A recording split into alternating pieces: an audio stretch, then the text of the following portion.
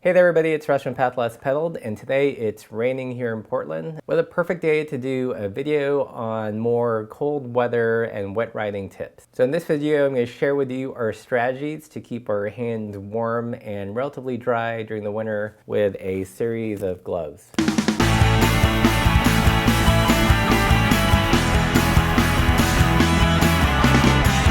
I totally want to recognize that there's all varying degrees of winter coldness, and we have it pretty mild here in the Pacific Northwest with only a few days of snow and mostly gray and rain. So this is kind of what we've discovered works best for us. Another quick note, you might have noticed that we've been creating more videos for the YouTube channel, and that's one of our big winter projects. And if you've been enjoying the videos, want to see more, check out the fan funding option that we've put up just to the right of this video. So for us, what we've realized is that there is no perfect glove, and it's kind of more of a glove system. And we kind of look at it in terms of 3 tiers of gloves depending on the weather conditions. So the first tier is the liner glove.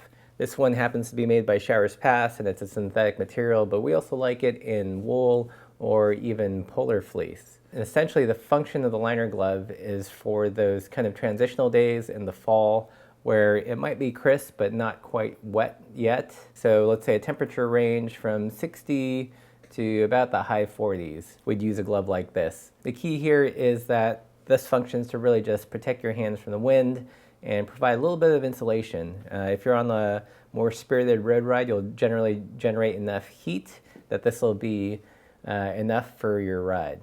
So moving on to the second tier of glovage is for those times when it's not only cold, but it's also raining, which is pretty often here in Pacific Northwest. And what we like to do is combine the liner glove with this waterproof shell glove. This happens to be a Pearl Izumi waterproof WXB breathable glove. We've had this for a couple seasons and it's worked out pretty well. When we bought this, we got it with the intention of layering, and this is really the key. No single glove can do all things, so you kind of want to look at it as a system.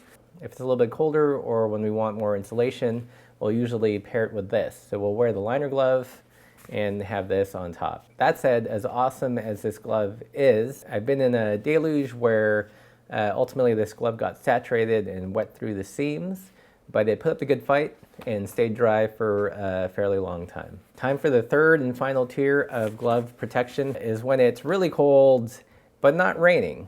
So this is when temperatures are just around freezing or slightly below, and it's too cold to rain. And that's when we really like a glove like this. This is a Planet Bike Borealis. And what's cool about the Borealis is it actually does come with a liner glove. So if you get this, it's a double bonus.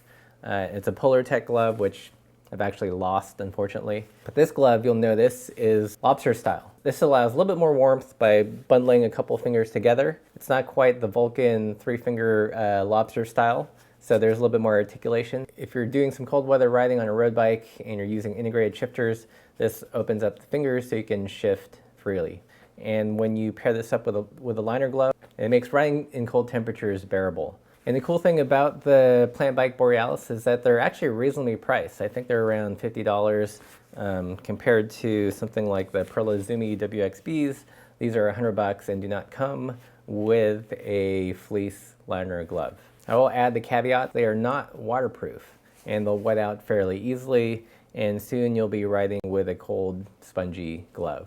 So if it's cold weather and it's not actively raining, then this is our glove of choice. So that's it for our winter commuting tip, focusing on gloves. I wish we could tell you that there is one perfect glove that you have to buy, but unfortunately what we've learned in our experience is there's not. So to summarize, liner glove for those transitional days when it's brisk but not raining, liner glove plus a pair of waterproof gloves for when it's cold and raining, and you can wear this alone or with a liner depending on how hot your hands get. And lastly, something like the Planet Bike Borealis when it's cold, near freezing, and not actively raining, and you need that extra bit of cold weather protection. So this is what has worked for us. I'd be curious to hear what you guys think. So if you have any questions, leave those in the comments below.